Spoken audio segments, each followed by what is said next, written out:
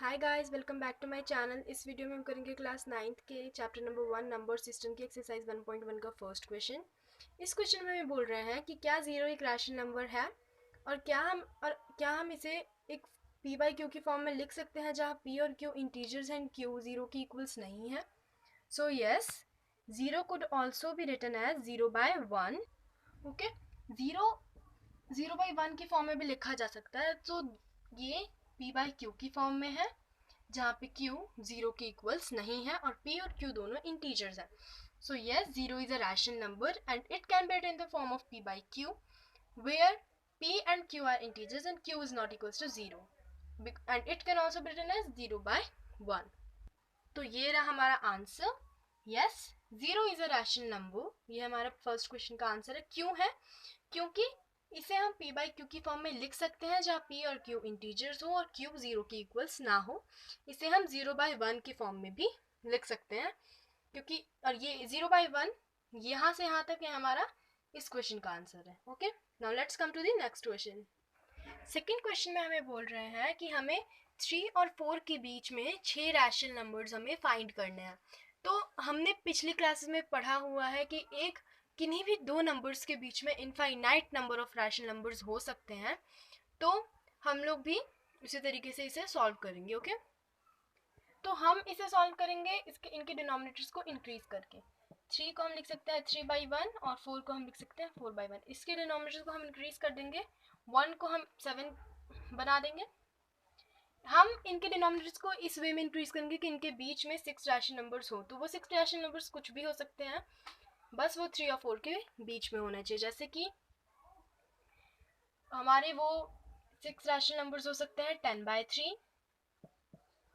ये आप लोगों ने पिछली क्लास में किया हुआ है, इसलिए मैंने इसे ज़्यादा इलाबोरेट नहीं किया। अगर आपको समझ ना आए तो प्लीज़ आप मुझे बता दीजिएगा, मैं इसे इलाबोरेट करके भी बता दूंगी। मैंने कुछ नहीं किया है, मैंने बस इनका डिनोमिनेटर सेम किए हैं और मैंने कुछ ऐसे रैशनल नंबर्स फाइंड किए हैं जिनको सिंप्लीफाई करूँ, जिनको अगर आप जैसे कि 9/3 है, इसको अगर आप सिंप्लीफाई करोगे तो ये आ जाएगा 3 which is equals to 3। But 10/3 is not equals to 3 और ये 4 भी नहीं है। इसे सिंप्लीफाई करोगे तो ये 4 भी नहीं आएगा।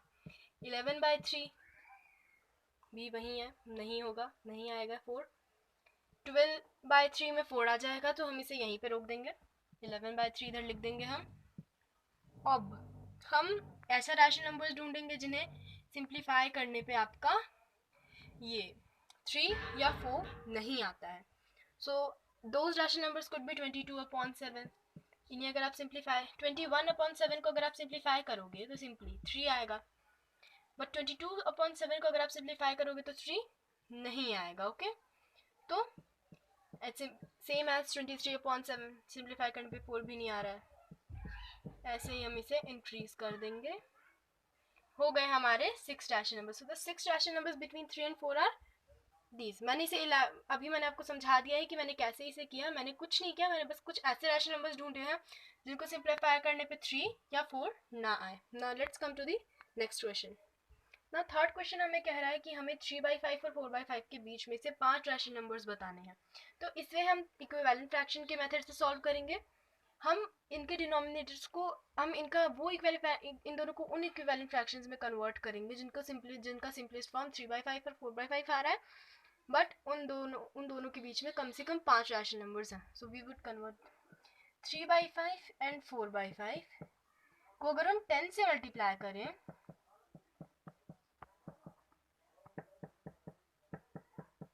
तो हमारा this could also be written 30/50 and 40/50। इन दोनों के बीच में हमें आराम से कम 5 रैशनल नंबर्स तो मिल ही जाएंगे। So the 5 rational numbers between 3/5, the 5 rational numbers between 3/5 and 4/5 are 31/50, 32/50, 33/50, 34/50 and क्योंकि ये आगे तक बहुत जा सकता है so we could write it as this much. Okay, तो ये था हमारा question number third. Now let's come to the next question. Now fourth question में हमें कहा जा रहा है कि हमें कुछ स्टेटमेंट्स दी हुई हैं, हमें बताना है कि वो स्टेटमेंट्स ट्रू हैं या फॉल्स है, और अगर वो ट्रू है तो किस लिए है और फॉल्स है तो किस लिए, मतलब हमें एक रीज़न भी देना है। पहला स्टेटमेंट हमारा every natural number is a whole number, so this statement is true.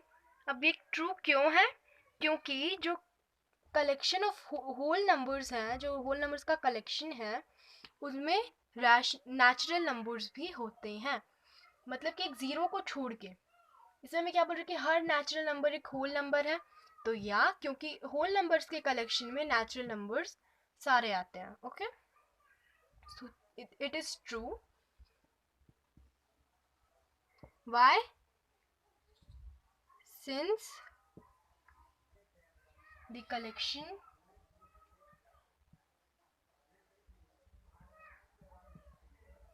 of whole numbers contain natural numbers.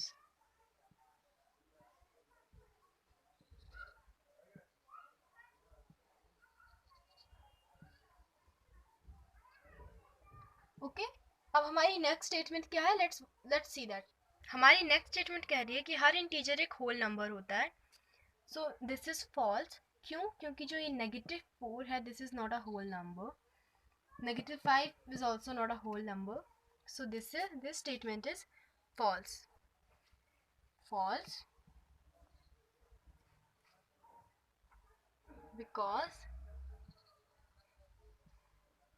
-4 is an integer but not a whole number.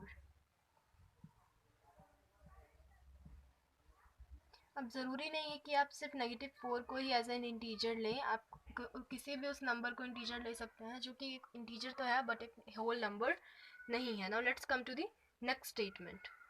ये स्टेटमेंट हमें कह रहे हैं कि हर रैशनल नंबर एक होल नंबर होता है। सो नहीं, हर रैशनल नंबर एक होल नंबर नहीं होता, क्योंकि 3/5 एक रैशनल नंबर तो है but it is not a whole number. So let's write the statement. It is false because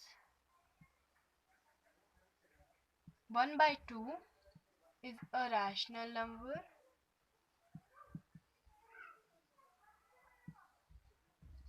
but not a whole number. Okay, again ज़रूरी नहीं कि आप 1/2 को ही एज अ रैशनल नंबर ले, आप किसी भी नंबर को किसी भी रैशनल नंबर को एज अ इसमें ले सकते हैं जो कि होल नंबर ना हो। ओके, ये था हमारा question number 4 and this was the last question of your exercise. So thanks for watching. If you like my videos, then please like, share, subscribe to my channel. Thank you.